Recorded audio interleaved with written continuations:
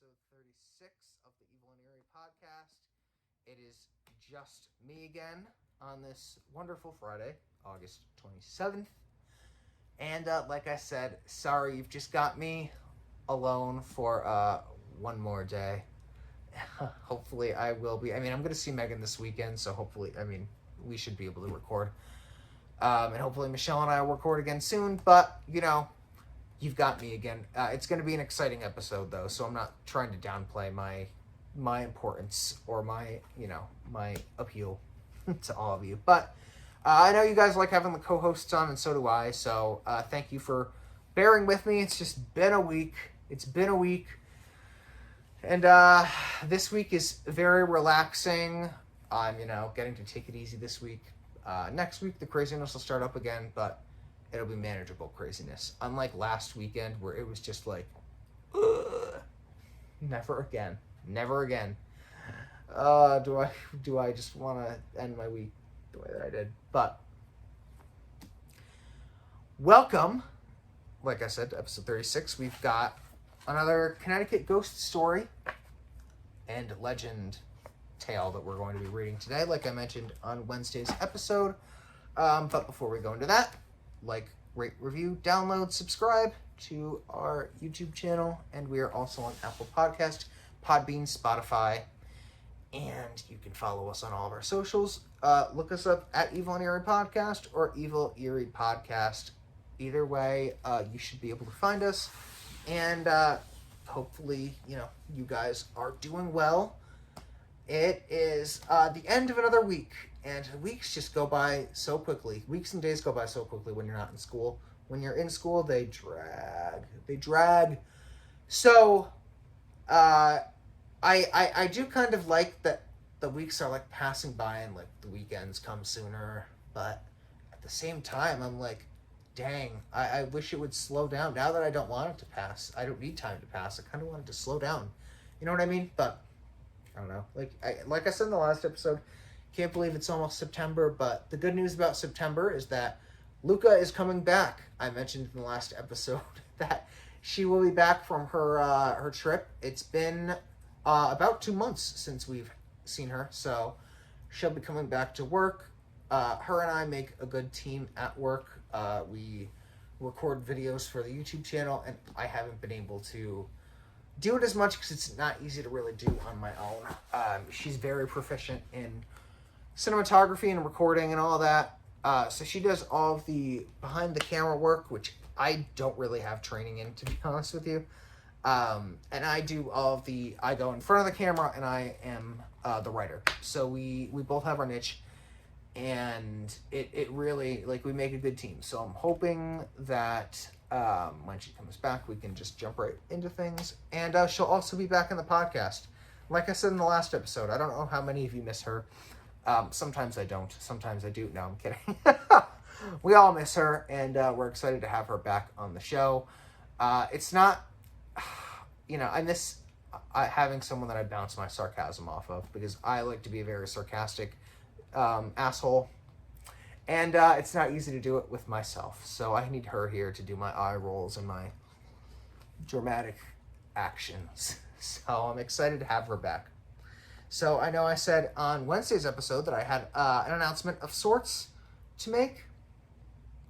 And I don't know if I mentioned this last week. Last week was kind of a blur.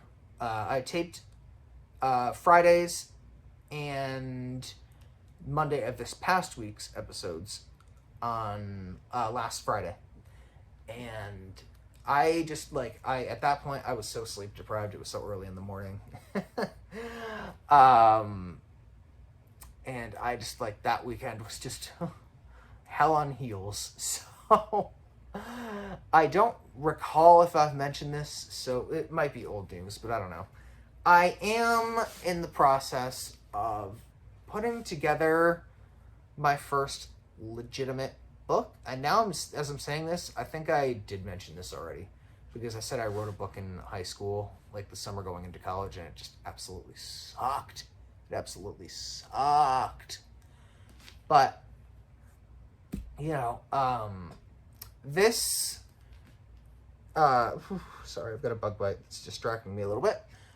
So I put a lot of ideas together. I'm kind of formulating the storyline, but it's gonna be kind of a thriller mystery meets comedy, because I love mystery and comedy, and I need to combine them, and I need to put comedy in there because I don't like mystery writing alone. I don't think I'm a great mystery writer, but I think when comedy is put in there, I think I could be pretty damn good. So, and I'm a great, in my opinion, comedy is my genre.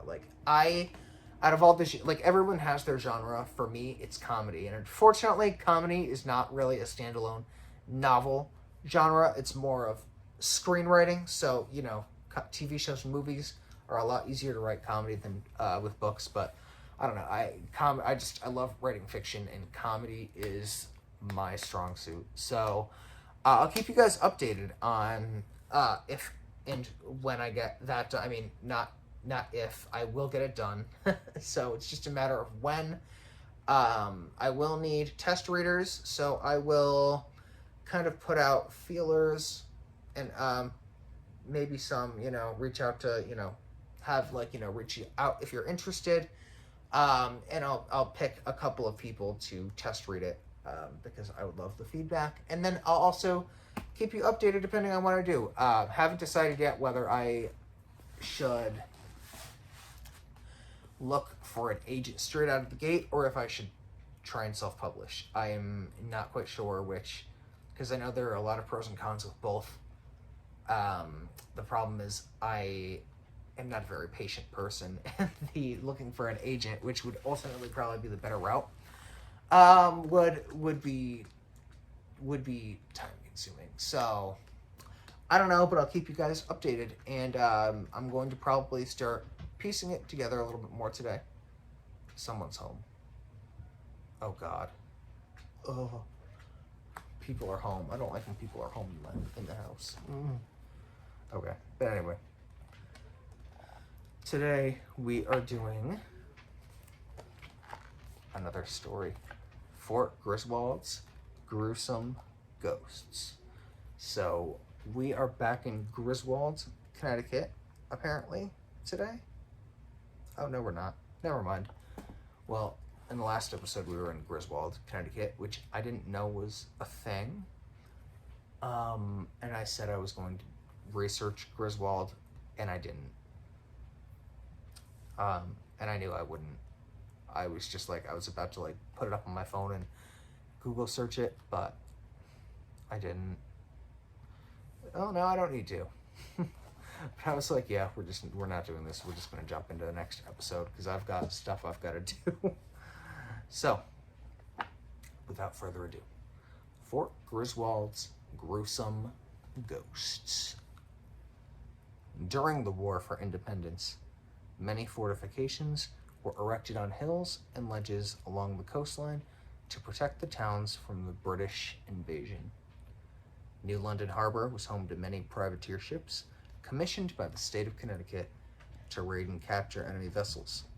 Fort Griswold was erected to protect the harbor, ships, town, and British spoils taken by these privateer vessels. On September 6th, 1781, British regulars invaded Groton and New London, those are both places that I do know, under the leadership of Benedict Arnold. We know that name. The first order was to burn down the home of Thomas Mumford, who for some reason had gotten on the wrong side of the British general. Then the rest of the town was to follow. In all, 75 dwellings, 37 stores, 18 mechanics' shops, 20 barns, and 9 public buildings were set ablaze. Most of the New London area made for quite a conflagration. What? Arnold then ordered Lieutenant Colonel Eyre and his 800 troops to take up the fort on the Groton shore. So that's a very dramatic start to this story of Big Fire. Like we said last time, those colonial times were quite haunted for the word, I don't know, slurring my speech again because there are people going up and down the stairs and it's distracting me. This is why I just like being home alone. Just like being home alone, like the movie.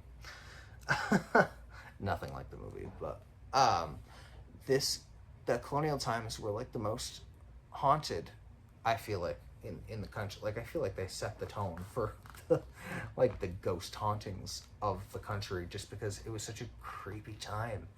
And it was just like there was a lot of death, a lot of conspiracy, not that there isn't today, but a lot of all the wars that happened. I mean, that's why Pennsylvania is one of the most haunted states in the country, because the Civil War battles that happened up there, like, oh my lord.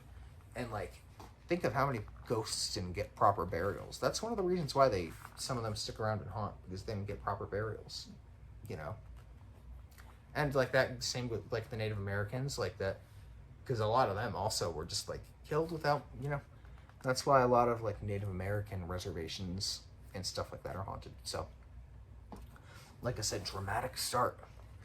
Upon reaching the fort, Eyre honorably sent a flag forward demanding a peaceful surrender, but both times it was refused. Continental Army Colonel William Ledyard was convinced that reinforcements were on the way and challenged the British troops despite the proclamation that no quarter would be given if the fort were to be stormed. The first barrage of fighting proved lethal for the British, as many were killed and wounded trying to cross the deep ditch in front of the garrison. The endless barrage of attacks paid off, and soon the British were able to infiltrate the fortress to the point where they actually opened the gates and marched in. And we have some pictures. This is the entrance to the Fort Griswold State Park in Groton. Look at that. That's a pretty cool entrance, if you ask me. I mean, there's a cannon. There are two cannons sticking out of it. We might have to take a field trip there. That looks kind of cool. I wonder if it's open to the public. Looks scenic, too. It's a very pretty picture. That might be the best one that the book has. Hopefully it's open to the public. Jeez. Colonel Ledyard and his men were outnumbered by more than 4-1, as his 150 men made a futile attempt to hold off the 800 British soldiers, oh lord, who stormed the fort. Within 40 miles of fighting, 40 minutes of fighting. See what it has. I don't know. Sometimes I don't have dyslexia. I really don't. I've always read at like grade levels well above mine. But for some reason, I just like sometimes I'll like skip words without even looking at them. Within 40 minutes of fighting, Colonel Ledyard was forced to surrender. The actual casualty count has been blurred over. Colonel Ledyard was forced to surrender. The actual casualty count has been blurred over the years, but it seems the British, though victorious, took a licking as well. According to records, 85 American soldiers were killed and the rest wounded. When Colonel Ledyard presented his sword to Captain Bloomfield in the usual gesture of honorable concession, the captain turned the sword on him, killing him on the spot. At this point, the British reportedly killed most of the prisoners, and shots once again volleyed back and forth. The British then unloaded an artillery cart with the wounded so they could blow up the magazine within the fort. While moving the soldiers to safety, the artillery cart, full of wounded Americans, broke away from its carriers and reeled down a hill, crashing into a cluster of trees. That is one hell of a chain of events, if you ask me. The American version of the story was that the cart was purposely sent reeling down the hill. The impact was so brutal that the cries of the wounded could be heard across the river. Some died on the spot. The rest of the prisoners were taken to the infamous British prisoner ships, where disease and death ran rampant. Locals later took the wounded, who still showed signs of life, to the Ebenezer Avery house to nurse them back to health. The house, with its colonial garden, sits at the bottom of the hill, just beyond the fortress. The actual sword of Colonel William Ledyard is on display at the Fort Museum. So, like I was saying, all those wartime stories are just like, there was just so much death. There was just so much death. Sorry, I had a scratch. It was just a very volatile time, a very bloody, so to speak. Just like, and not just like gory, like actually, like not just like literal blood, like figuratively too. Like people were out for blood, and just like tensions were just. I mean, that's why I think it's kind of hard to imagine people living in those times, because like they all hated each other. Did they not? I mean, I feel like if you legitimately had friends back in the 1600s, 1700s, there was something very wrong with the situation. Like there was definitely an ulterior motive if you had legitimate friends. I feel like it was just enemies, enemies, enemies all the way around. But we actually do have some more pictures. The first one is, the remains of Fort Griswold still echo with those who lost their lives for the cause of freedom. And it's like, it's hard to look at how like attractive that picture is. Like I really want to go there. Like it looks like a big field of fun, like those like fields that are just like so picturesque. I feel like that's doing that for me. But it's like, imagine going there and it's like, it looks so beautiful, but like people died there. Multiple people died there. And again, to some, like I said with the whole like bed and breakfast thing in the last episode on Wednesday, that would probably be appealing to a lot of people. like the spirits linger there, or the ghosts linger there, stuff like that. But like, it's just like, and that's like with a lot of things, it's like a lot of like the very nature-esque, like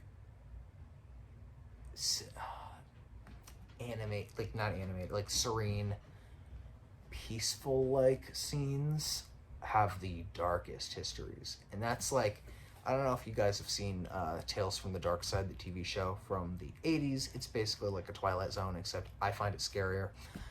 If you have not, highly recommend it. I'm pretty sure you can buy them on Amazon Prime. I have them on DVD because I'm old-fashioned like that. Not that I don't have Prime, because I do, but like I bought them because we have a DVD player, and it's like, it was so much cheaper. It's just so much cheaper to get the DVDs, and you can just pop them in. You don't have to worry about the internet. Well, you do because of the TV, but anyway, the montage in the beginning. The opening sequence is a montage of like different nature elements, and it looks very, very peaceful, and the music is very creepy. So it's not like, it's like, it's nice, but like it's creepy, and then like it like goes to dark at the end, and it's like, it's a perfect intro for a TV show. One of the most iconic. Definitely check out Tales from the Dark Side if you haven't. Like, big shout out, Tales from the Dark Side. And then it has a run. What do you call those things? Like a spin-off. I almost said runoff. A spin-off called Tales from the Crypt, which I believe was in the 90s. So both great shows that are definitely worth a watch. Check them out if you haven't. Especially if you like the Evil and Eerie. Like, it is perfect for the Evil and Eerie and horror fans. And if you like the Twilight Zone, you'll definitely like those. If not more. Just the same, if not more, is what I meant to say. Oh, so we also have a picture of the Ebenezer Avery house, where the wounded and dying were taken after the massacre. So again, look at that house. That just looks like a nice, innocent house. Ooh, my neck just cracked and it felt good. Nice and innocent house right there. You see that? That looks more like a barn. I feel like the pictures, maybe the pictures got switched, like from the farm in the last episode, and this house now, I feel like they might have accidentally been switched. I'm kidding. Augustino and Nicholson, authors, don't come at me. I was trying to make a joke. It wasn't funny, but I tried.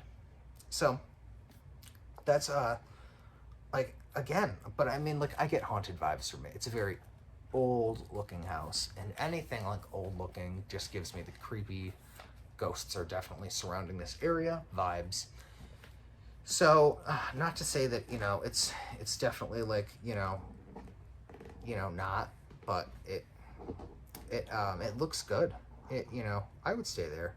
It looks like, we went to, when I was in third grade, we went to there's this place in Massachusetts that is like a simulation of life in the 1700s, and 1800s. It's called Sturbridge, I think.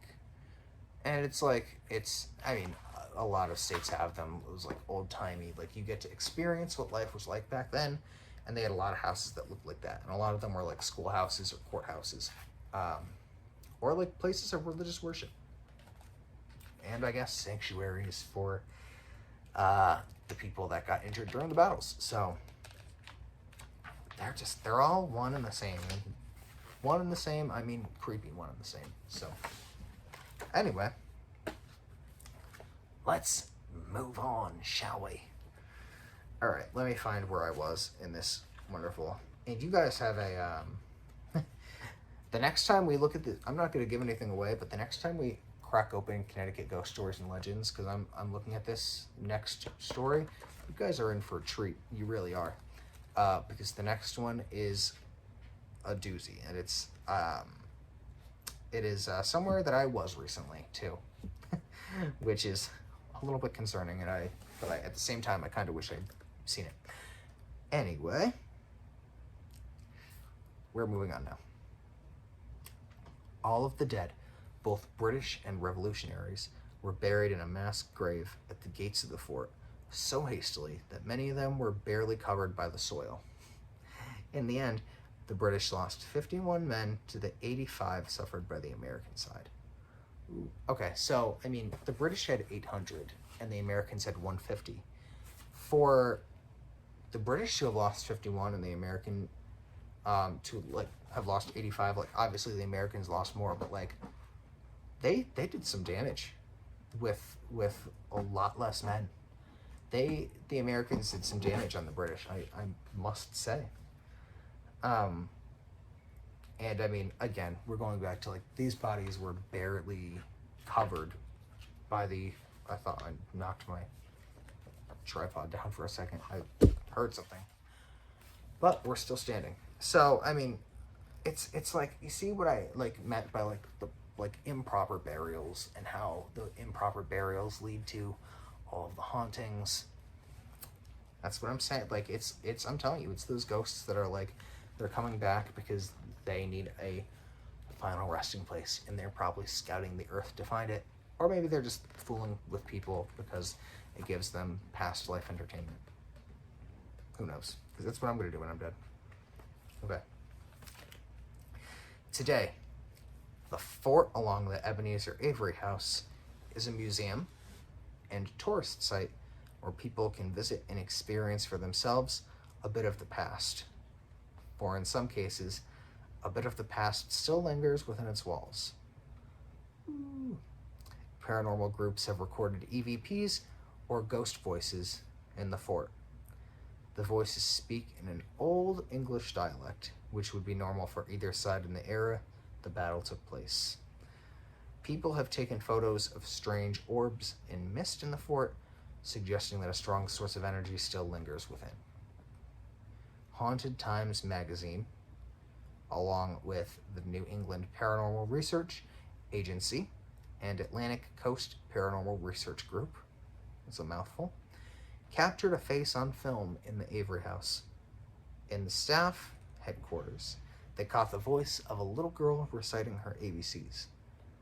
They recorded a lot of no answers to their questions, suggesting that the energy there was intelligent and aware of their presence, which is just so creepy. And it's just like little kids reciting the alphabet. Like, how much spooky? How much spookier can you get? Like, honestly, like, kids are, like I've said multiple times on the show, there's no one creepier than kids. Kids and, like, really old adults who are, like, cringy and creepy. Like, no one beats them. I mean, I'd rather be stuck with an old person than, like, a scary kid. Actually, I don't know. That should be a poll. Maybe if Michelle actually listens to this, she doesn't. But, you know, maybe, like, if she, for some reason, happens to listen to this, she should do a poll. Would you rather be stuck with a scary old person or a scary child? Maybe I'll do that poll today. Maybe if you, maybe I'll do that poll today. And it's Tuesday today, so the poll has expired by now if you're listening to this. But speaking of Old English, which I mentioned in that paragraph, I studied a little bit of Old English as a literature major in college. And, it's a creepy dialect. Like, it's a very, Old English is, you can make some words out, but, for the most part, you can't. It's a completely different language. If you're thinking, Old English, like the way they used to speak in colonial times, no. Old English is, I think it's, what's that? It's, ancient, Anglo-Saxon mixed with, some Gaelic, mixed with, the Anglo-Saxon, does encompass, German a little bit, so there's, a little bit of German in there. Pretty sure there's, a little bit of French in there, too, but it's, maybe not the French, but I'd have to, my advisor would tell me if she ever was listening to it. I'm probably getting it so wrong, but Old English is, that, and if you know how to speak Old English, props to you. My professors, an advisor, spoke it fluently, which is just amazing. But if I ever heard somebody talking in Old English to me, I'd probably run for the hills. It's it's kind of creepy. So there is a monument dedicated in 1830 that stretches 134 feet into the air, marking the site of Connecticut's most famous Revolutionary War battle. It is inscribed with the names of 85 soldiers who gave their life for the cause of freedom. There is also a memorial plaque on the spot where Colonel Ledyard fell by his own sword. It's not telling me where, but that's another thing I want to see, the Connecticut's most famous Revolutionary War battle. How would you not want to stand where a piece of history was? And history is just so fascinating. I think after I finish recording this, I'm going to go watch a documentary on the History Channel. I'm saying I will, but chances are, I said I was going to research Griswold. It won't happen. It'll just be a nice thought that'll just appear. It seems the ghostly voices of the fort still permeate the air to this day. They obviously have something to say about the brutal battle that took place so long ago. Perhaps for history's sake, we should listen. Yes, we should. I really want to go to that field, that park. I really hope it's open to the public. I'm actually going to research because I want to plan a field trip there. But it is good to know that you can go to the house where they were keeping the wounded soldiers, not the drinks, the people that were in the battles, and you can go there for tours. I would be that person that would sneak off during the tour and end up doing my own investigations, and then a ghost would come and scare the bejesus out of me. That would just be my rotten luck. But that it's just it's really cool when things have a historical significance, and I think history is something that a lot of us take for granted. It's something that we're kind of because when we're all in school and we're taking history class, it's just why do we need to know the past and all that? And we're so just self-focused on the then and now, but it's we wouldn't be here without history, if everything had not happened in history in its natural order, we wouldn't be sitting here today listening or doing this podcast. So I feel we need to show a lot more appreciation for the past. As ugly as it was, it's history. We need to be familiar with it, So I kind of want to do more historical based. I feel we don't do enough history based stuff. I want to go back. I'm telling you, the farther you go back, the creepier things get. That explains a lot of origins for stuff, the origins, imagine the origins of Halloween. You know how much of that came from the ugly parts of history? A lot of it. So that ends my inspirational TED Talk. But and we are about a half hour in, so I'm going to cut it short. Again, sorry, the solo episodes I just have to make them shorter because there's no way I can go on for an hour with these solo episodes. I would just probably bore myself to sleep. No, I'm kidding. These aren't boring, are they? Well, thank you for listening. Remember to subscribe, rate, review, download, like, and follow us on all of our socials. And I will be back on Monday, probably with Megan. We're gonna, I think, get together this weekend to try to record some stuff. But thank you for listening. And it's the weekend. Go enjoy yourself. Relax. If you've got a pool, go sit by it. And that's all I've got. Until next time.